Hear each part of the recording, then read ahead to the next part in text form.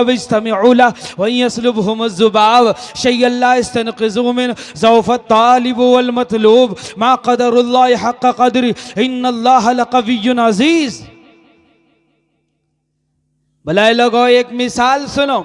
हिंदू भाइयों, जहाँ तक मेरी आवाज़ जा रही है और या मेरा बेपुर के नौजवान और बुजुर्ग और दोस्तों, यकीनन आप लोगों को बहुत बड़ी कुर्बानी है। तीसरी रात, दूसरी रात है ये, इस पहर में भी आप लोग बैठे हुए हैं। मैं चाह रहा था मुझे 11 बजे का टाइम मिलेगा, अभी मुझे सोना भी, आज सिर्फ 2 घंटा सोया हूँ, मेरी तबीयत खुल नहीं रही, लेकिन मैं चाहता हूँ ज़िंदगी मिले या ना मिले, तौहीद का पैगाम दिल में सजाओ और रब को पहचानो और सारी दुनिया को बताओ। मेरे आका ने हज्जतुल विदा के अंदर कहा था, ए मेरे नौजवानों, है मेरे बच्चों, है मेरे उम्मतियों, मैंने तुम्हें खुदा का पैगाम पहुंचा दिया है।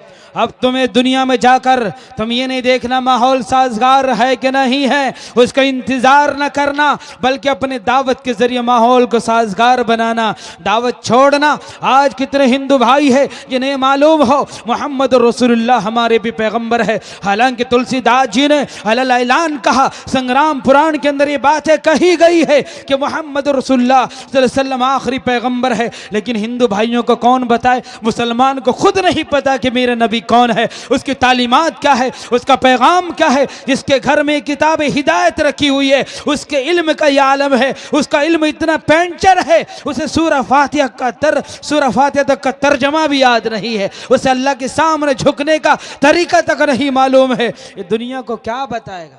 हमारी एक भीड़ है, हम भेड़ की तरह भीड़ के शिकार हुए पड़े हैं।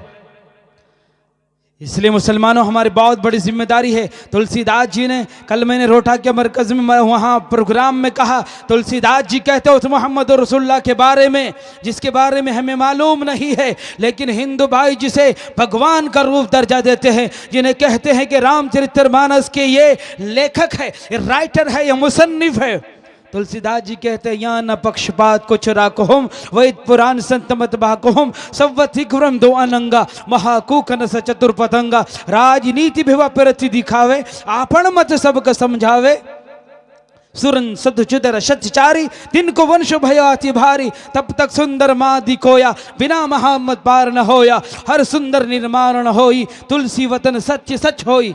अवधी भाषा में तुलसीदास जी ने तर्जमा करके बताया कि हिंदुओं, जिस कल की अवतार के बारे में तुम मुंतज़िर हो, जिनके बारे में तुम इंतज़ार कर रहे हो कि वो आखिरी पैगंबर आएगा, तो उस वक्त हम उनका कलमा पढ़ लेंगे, उनकी शरण में आ जाएंगे। इसलिए डॉक्टर वेद प्रकाश उपाध्याय ने अंतिम ऋषि और मोहम्मद सल्लल्लाहु अलैहि वसल्लम के नाम से एक किताब लिखी है कि वेद और पुराणों के आधार पर शानदार किताब उन्होंने रखी है, जिसमें उन्होंने कहा कि हिंदू जिस पैगंबर की इंतजार में बैठे हुए हैं, जिस कल की अवतार के इंतजार में बैठे हुए हैं, जिसके पैगाम को सुनने के लिए बेकरार है, वो पैगंबर कोई और नहीं है, वो कल की अवतार कोई और नहीं है, वो हजरत मोहम्मद रसूलुल्लाह सल्लल्लाहु अलैहि वसल्लम है, जो आए और चले भी गए, लेकिन शैतान की ज़ुर्रियत ने हमारे दरमियान इख्तिलाफ पैदा कर दिया। हिंदुओं को एक प्लेटफार्म पर लाके खड़ा कर दिया, मुसलमानों को दूसरी की तरफ लाके खड़ा कर दिया। ये लोग आपस में लड़ रहे हैं। अरे हम कोई और नहीं, हिंदू भाई भी मेरे नबी की उम्मती है, वो भी आदम की औलाद है, हम भी आदम की औलाद है, वो भी मोहम्मद रसूलुल्लाह की उम्मती है, हम भी मोहम्मद रसूलुल्लाह की उम्मती है। मुसलमानों, लेकिन कौन बताए, उन्हें कौन समझाए, उन्हें कौन ये बताए कि जिस हकीकत की सिरा तुम खो चुके हो, वो तुम्हारे बीच में मोहम्मद रसूलुल्लाह सल्लल्लाहु अलैहि वसल्लम की शक्ल में मौजूद है। जब संग्राम पुराण के इन अल्फाज को गौर से पढ़ेंगे, मैं आयतुल कुर्सी की तरफ ही आऊँगा, फिर उसके 10 दलाइल बयान करने के बाद मैं बहुत जल्दी अपनी बात पूरी कर दूंगा। आप लोगों को सोना भी है। वो तुलसीदास जी कहते हैं, देखो मैं तुम्हारा गुरु, है हिंदू, तुम हमें बहुत बड़ा दर्जा देते हो, है हिंदू भाइयों, तुम हमें बहुत बड़ा, जिसको तुम भगवान मानते हो, उनकी किताब को, चरितमानस को हमने लिखी है, लेकिन मैं कहता हूं कि मैं किसी का पक्ष लिए बगैर मैं तुम्हारे सामने सच्चाई को खोल खोल कर बयान कर रहा हूँ। यहाँ न पक्षपात कुछ राको हूँ, वेद और पुराणों के आधार पर जो सच्चाइयाँ तुम्हारी किताब में लिखी हुई है, वो सारी चीज़ें मैं तुम्हें बता रहा हूँ। क्या सव्वत विक्रम दो अनंगा महाकूकन स चतुर पतंगा। वो पैगंबर 7वीं विक्रम सदी के ज़माने में पैदा होगा, जब फलसफियों ने, तारीखदानों ने, साइंसदानों ने, जोग्राफिया को जानने वालों ने 7वीं विक्रम सदी को मुआजना करके देखा, अरबी साल से इसको मिला करके देखा, तो यही 12 रबीउल की तारीख बनती है, मोहम्मद रसूलुल्लाह की जन्म तारीख बनती है कि 7वीं सदी विक्रम सदी में आएंगे और ज़माने की जहालत को दूर करेंगे। और दुनिया हिंदुस्तान के अंदर ये सिफात का कोई भी गुरु या कोई भी अवतार पैदा नहीं हुआ। राजनीति भी वह प्रति दिखावे, आपन मत पर सबका समझावे, वह सच्चाई को लोगों के सामने बांटेंगे, दुनिया को समझाएंगे, अल्लाह के बारे में दुनिया को बताएंगे। या तो प्यार से बताएंगे ऐ लोगों रब को मान लो, या फिर हमारे रास्ते से हट जाओ, अल्लाह के बंदों को हमें पैगाम पहुंचाने दो, उन तक अल्लाह का पैगाम जाने दो। अगर तुम्हें अल्लाह के बंदों तक पैगाम पहुंचाने में मुजाहिम बनोगे, रास्ते में रुकावट बनोगे, तो फिर या तो ज़बान की बात मानोगे या फिर तलवार लेके हम या तो हम जिंदा रहेंगे या फिर इस परमेश्वर का दीन जिंदा रहेगा। हम अल्लाह के बंदों तक उसका दीन पहुंचाएंगे। या तो तुम मोहब्बत से मान जाओ या फिर हम तुमसे, या फिर मैदान कारज़ार के अंदर मुकाबला होगा, या अल्लाह का दीन चमकेगा, या फिर हम अल्लाह के रास्ते में शहीद हो जाएंगे और अल्लाह के प्यारे हो जाएंगे।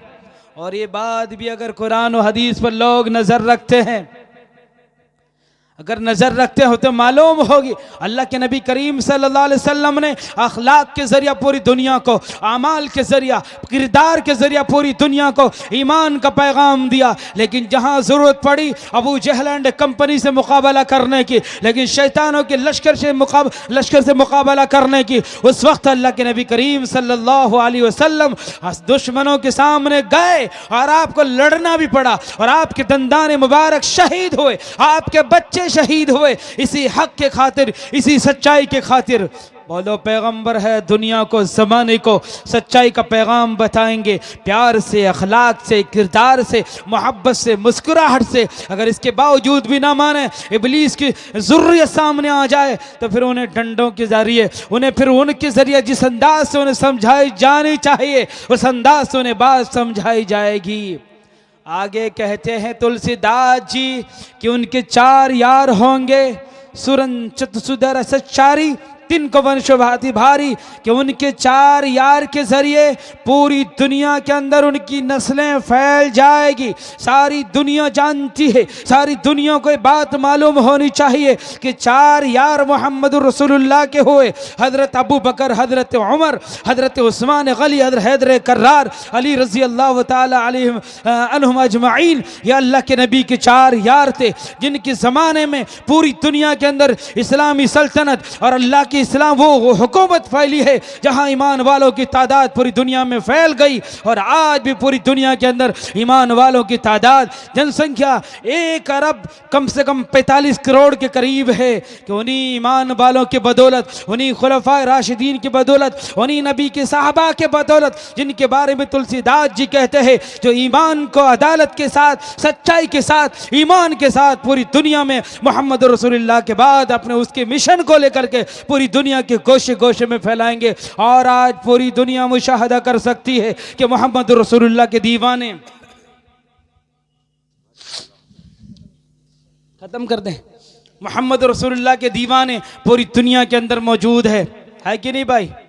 फिर आगे तुलसीदास जी कहते हैं कि जब तक कोई मोहम्मद सल्लल्लाहु अलैहि वसल्लम का कलिमा न पढ़ ले, जब तक मोहम्मद रसूलुल्लाह इस दुनिया के अंदर रहेंगे, उनका कलाम रहेगा, तो कोई इंसान सच्चाई को मिटा नहीं सकता और उनके कलाम को माने बगैर, उनका कलीमा पढ़े बगैर किसी की नजात नहीं हो सकती है। तुलसीदास जी कहते हैं, ये बात मैंने तुम्हें खोल कर बता दी, अब सारे हिंदू भाइयों के लिए ज़रूरी है और सारे मुसलमानों के लिए भी ज़रूरी है, सारी दुनिया को बताएं कि जिस पैगम्बर के इंतज़ार में, कल्कि के इंतज़ार में तुम बैठे हुए हो, वो कोई और नहीं है, वो सनातन धर्म को पूरी दुनिया में फैलाने वाले, वो सच्चा धर्म, वो आसमान से आया वह धर्म, इस्लाम को फैलाने के लिए अपनी जिंदगी कुर्बान कर दी, वो मोहम्मद रसूलुल्लाह सल्लल्लाहु अलैहि वसल्लम की ज़ात है।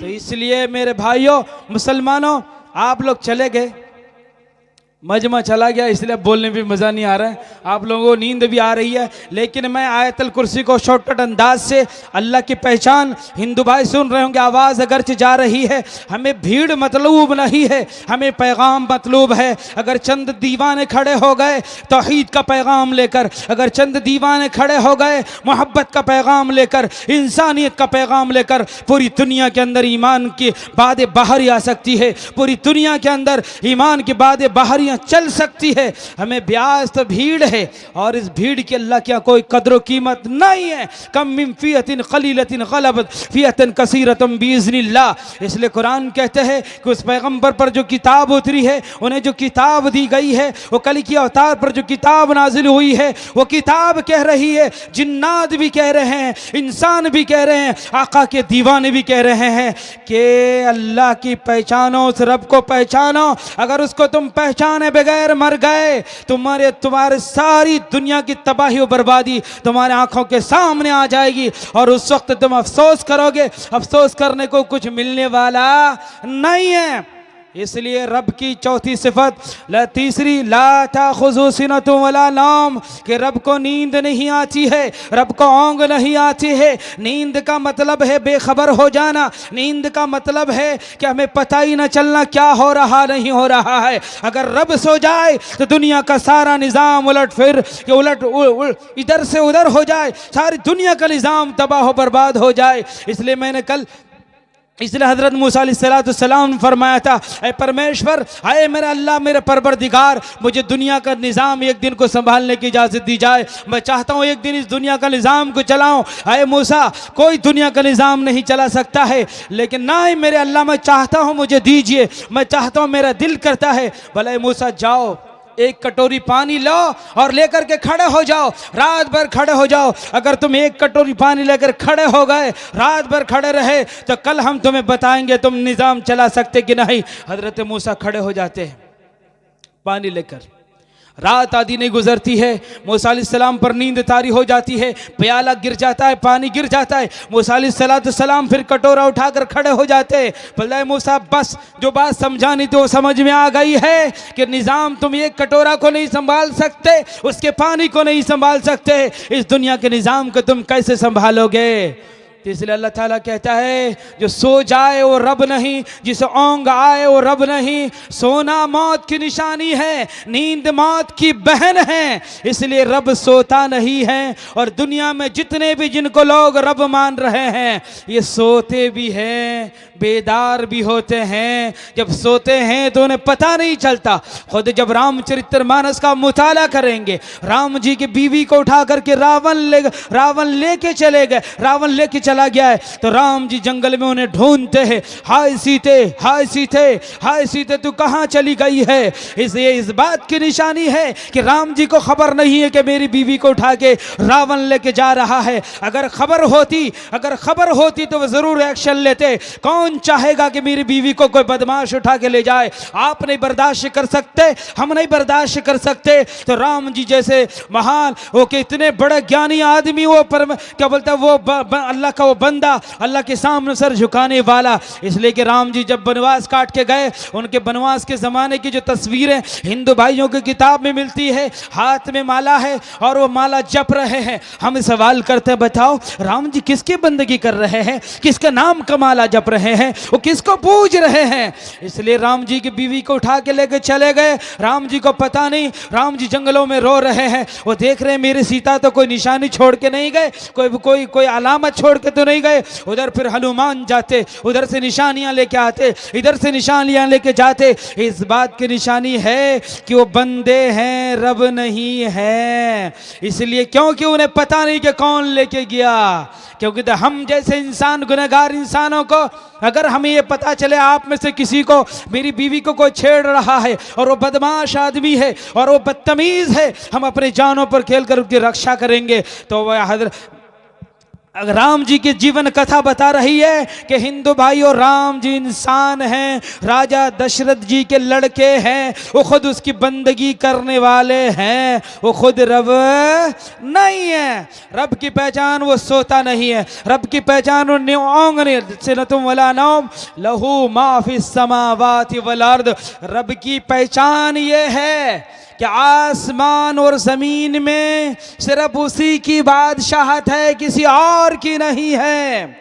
आपका मुखिया, आपका एमएलए एक इलाके का, एक वार्ड का, एक शहर का, एक जिले का, एक सूबे का हो सकता है। हिंदुस्तान में हिंदू मोदी जी की हुकूमत है, और किसी पाकिस्तान में किसी और की हुकूमत है, रूस में किसी और की हुकूमत है, जापान में किसी और की हुकूमत है। सारी दुनिया के अंदर अगर एक हुकूमत चल रही है, आसमान के सैयारों से लेकर इन फजाओं और कहकशाओं तक, और जमीन से लेकर जमीन के तहखानों और बालों तक, अगर किसी एक जात की हुक्मरानी है वो अल्लाह की है, और कोई दूसरा इसमें शरीक नहीं है। अगर शरीक होता तो आसमान से बारिश न बरसती, जमीन फट जाती और दुनिया का निजाम दरहम बरहम हो जाता। इसलिए कि जमीन वाला रब कहता है आसमान वाले, मैं जमीन में बारिश बरसने नहीं दूंगा, ये मेरा एरिया है, ये मेरा वार्ड है, ये मेरा ब्लॉक है, ये मेरा जिला है, यहाँ मेरी मर्जी चलेगी, किसी और की मर्जी नहीं चलने वाली है। लेकिन ऐसा कभी नहीं हुआ है। वो जब चाहता है बारिश बरसाता है, वो जब चाहता है आंधी तूफान लाता है, कोई रोकने वाला नहीं, कोई टोकने वाला नहीं। इसलिए ईश्वर कहता है तेरे रब की हुक्मरानी जितनी वसी हो वही तेरा रब है, और जिसकी हुक्मरानी किसी महदूद इलाके में हो, एक इलाके में हो, एक मुल्क में हो, वो बंदा तो हो सकता है, वो रब नहीं हो सकता। लहू मा फिस समावाति व मा फिल अर्द मन दल्लज़ी यशफ़उ इंदहु इल्ला बिइज़्नी। ईश्वर की पहचान यह है कि उसको किसी की इजाजत लेने की जरूरत नहीं पड़ती है। अगर कोई इजाजत लेता है, अगर उन्हें इजाजत दी जाती है, उन्हें हुक्म दिया जाता है, कोई महकूम बनता है, तो इस बात की निशानी है कोई बंदा और रब नहीं है। कयामत के दिन उस वक्त तक कोई आदमी सिफारिश नहीं कर सकता जब तक कि अल्लाह का हुक्म ना हो जाए। नबी भी अल्लाह के हुक्म से सिफारिश करेंगे, पर अल्लाह के वली भी करेंगे, लेकिन उस वक्त जब अल्लाह की मर्जी होगी। इस बात की निशानी है कि जो किसी का महकूम हो, जो किसी की इजाजत के बगैर चल ना सकता हो, ये ना कर सकता हो, वो बंदा तो हो सकता है, रब नहीं हो सकता है। और दुनिया में चलने वाले सारे इंसान, सारे पैगंबर, सारे जिन्नात, ये किसी के हुक्म के ताबे हैं, अपनी मर्जी से नहीं चलते हैं। रब होने की पहचान ये है कि उस पर किसी की मर्जी नहीं चलती, वो सब पर अपनी मर्जी चलाता है। लहू मा फिस समावात व मा फिल अर्द मन ज़ल्लज़ी यशफ़उ इंदहु इल्ला बिइज़्नी यअलमु मा बैना अयदीहिम व मा खल्फ़हुम। रब होने के लिए, ईश्वर होने के लिए, ईश्वर की पहचान बताइए ईश्वर खुद ने कि आगे पीछे जो हुआ, जो हो रहा है, जो होगा, वो सब कुछ जानता हो।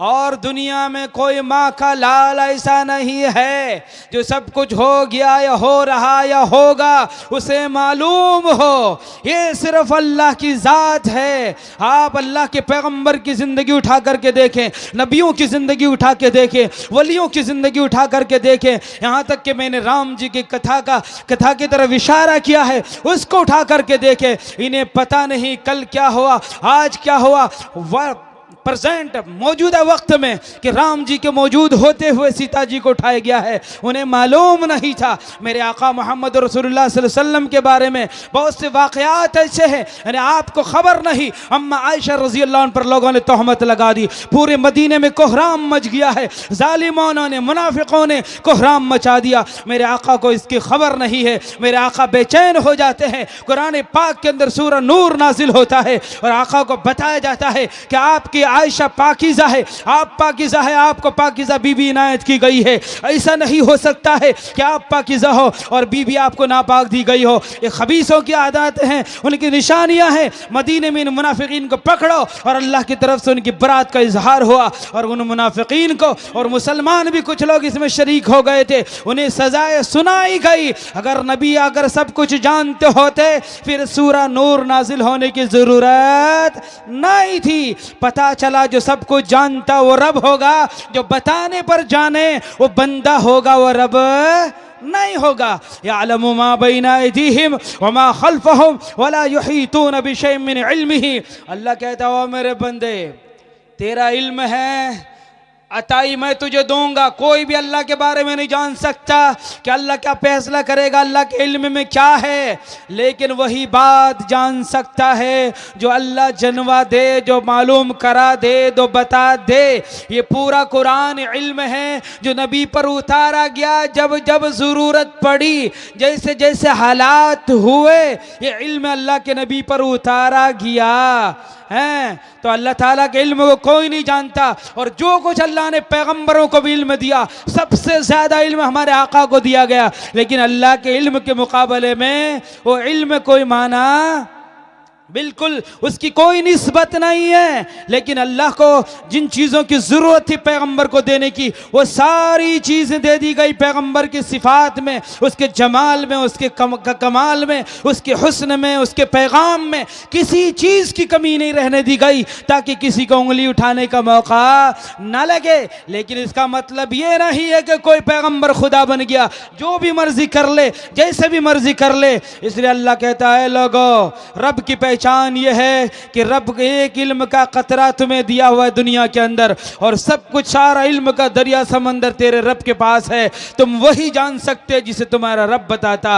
आगे अल्लाह कहता है, वसिया कुर्सियुहु समावाति वल अर्द। रब कौन है जिसकी हर जगह हुक्मरानी चले, किसी एक इलाके पले और दूसरे पे ना चले। कुर्सी का मतलब मुफस्सिरीन ने ताकत, कुदरत, हुकूमत के माना में भी लिया है। कुर्सी का मतलब मुफस्सिरीन ने इल्म के माना भी मुराद लिया है, लेकिन यहाँ ताकत और कुदरत का मतलब है आसमानों में और ज़मीनों में जिसकी हुकूमत चल रही है। और देखो दुनिया आसमानों पे किसकी हुकूमत चल रही भाई? अल्लाह की, परमेश्वर की। कोई ये नहीं कह सकता दुनिया का भगवान जिनको पूजा जा रहा है कि कल आसमान में रात, कल हम रात आने नहीं देंगे, कल हम दिन आने नहीं देंगे। कभी 19-20 का कभी भी फर्क नहीं हुआ है अल्लाह के निज़ाम में। अल्लाह का निज़ाम चल रहा है। इसी अंदाज से पता चला सिर्फ उसी की मर्जी चल रही है। किसी और की चल रही होती तो ये निज़ाम न चल रहा होता। ये निज़ाम चल रहा है, ये निज़ाम अपने वक्त पे चल रहा है और अपने अंदाज से चल रहा है। उस मालिक के हुक्म से ये सारी चीज़ें पता बता रही है कि एक ही परमेश्वर है, एक ही रब है, दूसरा नहीं है। वहुवल अलीयुल अज़ीम, और वो सबसे अज़मत वाला, सबसे ऊपर, सबसे आला मकाम वाला है कि उसके ऊपर कोई मकाम नहीं, उससे बढ़कर दुनिया में कोई नहीं है।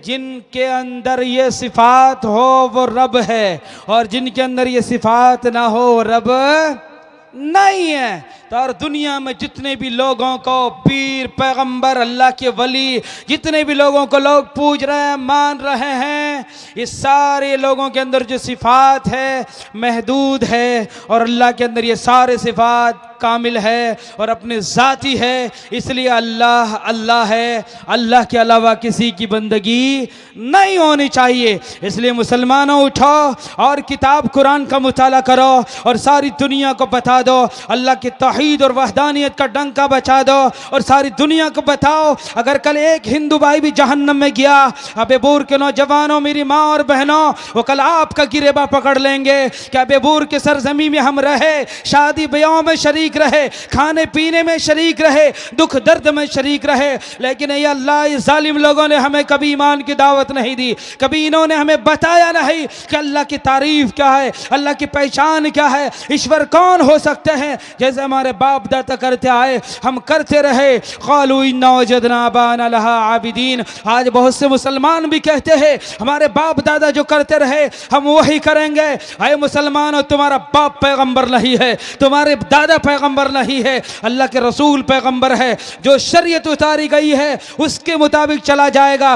बाप ने क्या किया, बेटे ने क्या किया, दादा ने क्या किया, उस पर कोई बुनियाद रखी नहीं जाएगी। इसलिए सारी दुनिया अभी प्यासी है, उन्हें बताओ जहन्नम बड़ी खतरनाक चीज़ है मुसलमानों, उसके जहन्नम के अजाब को कोई बर्दाश्त नहीं कर सकता।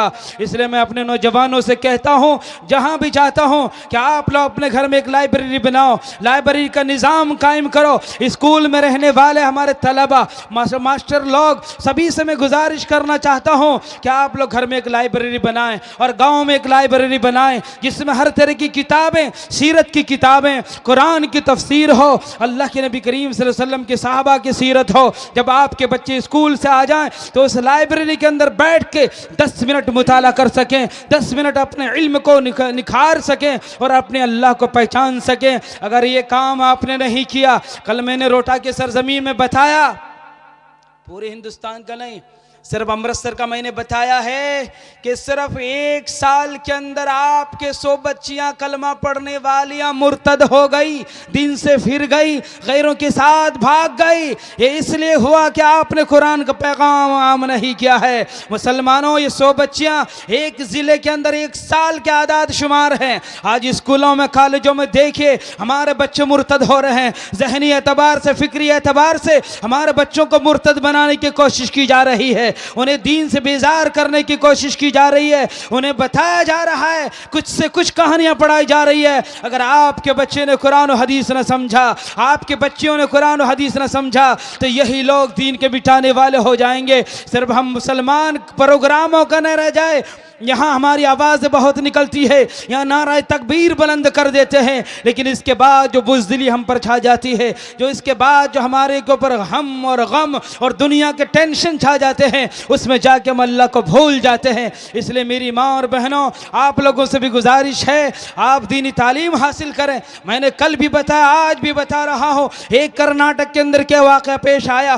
कि सारे मुसलमान सड़कों पर निकल आए, महीना 15 दिन इन्होंने एहतजाज किया, उसके बाद सो गए, बिरयानी पुलाव में लग गए, दुनिया के खाने खमाने में लग गए। ए मुसलमानों, अल्लाह ने तुम्हें ज़मीनें दी है, अल्लाह ने तुम्हें जायदाद दिया है, अल्लाह ने तुम्हें देखो कितने खेत खलियान दिया है। अगर एक मुसलमान 1-1 कट्ठा ज़मीन दे दे तो अबेपुर के अंदर बड़ा कॉलेज कायम हो सकता है, बड़ा स्कूल कायम हो सकता है, और बेहतरीन मास्टरों को रखकर हम अपने औलाद की निगरानी, ईमान की निगरानी के साथ उन्हें तालीम दे सकते हैं। लेकिन मौलवी साहब, तुम्हारा गला फट जाए, तुम मौलवी बोल बोल के थक जाओ, लेकिन जमीन का एक धुर भी हम देने वाले नहीं है। हम कब्र में चले जाएंगे, रजिस्ट्रियां ही दुनिया में छोड़ जाएंगे, लेकिन इस्लाम मिट जाए, नबी का दीन मिट जाए, लेकिन हम इस्लाम के लिए अपनी ज़मीनें नहीं देंगे। अरे मुसलमानों, ये ज़मीनें हमारे माँ बाप के नहीं है, किसी के बाप की ज़मीन नहीं है, ये अल्लाह की अमानतें हैं। अल्लाह की अमानत, अल्लाह के दीन के लिए इस्तेमाल करो। अल्लाह का दीन मिट जाएगा तो आप भी बाकी नहीं रहेंगे।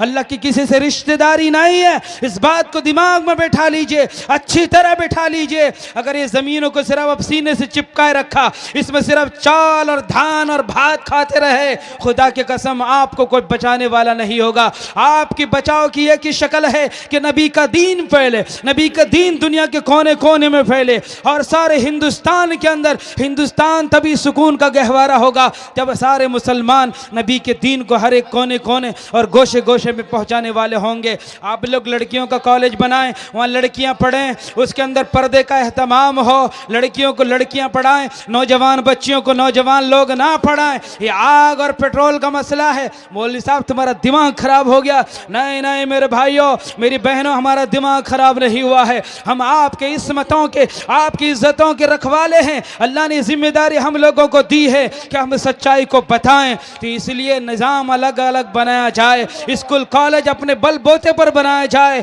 तो इंशाअल्लाह फिर देखना, फिर आप देखना कि वह अंतुम ला लौना इन कुंतुम मोमिनीन, दुनिया की कोई ताकत तुम्हारा कुछ बिगाड़ नहीं सकती है।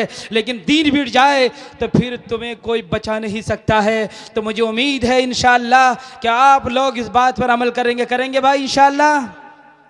और घरों में छोटी सी लाइब्रेरी बनाओ, किताबें हमारे बुज़ुर्गों ने हिंदी में, इंग्लिश में, मास्टर लोगों से हम कहते हैं, मेरी बहनों से जो इंग्लिश हिंदी जानती है, कम से कम ज़िंदगी में एक मर्तबा मेरे नबी की सीरत पढ़ तो लें, उस आका को जान तो लें कि जिसको पढ़ने के बाद, सुनने के बाद, जिन पर ईमान लाने के बाद बिलाल हबशी को मकाम हो गया था, लेकिन आज उस आका की ज़िंदगी को छोड़कर हम न जाने कैसे जलील हो गए। हम बोलते 40 करोड़ है, मोदी जी हमें मार देगा, योगी जी हमारी पिटाई कर देगा। कोई किसी की पिटाई नहीं करता। हम खुद जालिम हैं क्योंकि हमने शरीयत को छोड़ा है। हम खुद जालिम हैं इसलिए कि हमने कुरान को छोड़ा है। हम दूसरों पर इल्ज़ाम लगाते, हम अपने गिरेबा में झांक कर नहीं देखते हम कितने बड़े जालिम हैं। नमाज हमसे पढ़ी नहीं जाती है, रोज़े हमसे रखे नहीं जाते हैं, हज फर्ज होने के बावजूद हमसे हज नहीं किया जाता है, फजर की नमाज में हमसे उठा नहीं जाता है,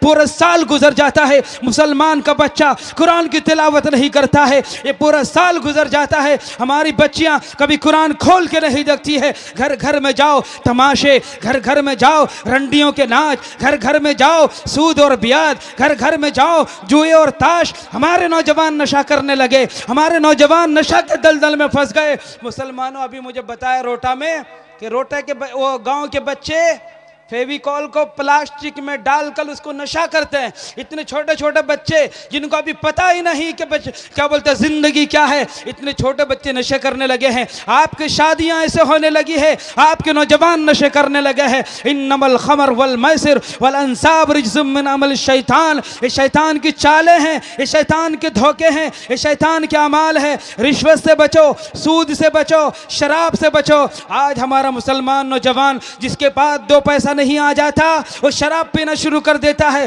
वो ब्याज लेना शुरू कर देता है। घर घर में आंगनवाड़ी का रिवाज चला है, बहनें सूद ले ले करके अपने घरों का निजाम चला रही हैं, अल्लाह और रसूल के खिलाफ ऐलान जंग कर रही हैं। और आप बैठे हुए हैं, आप समझते इनकलाब आ जाएगा, कभी नहीं आ सकता।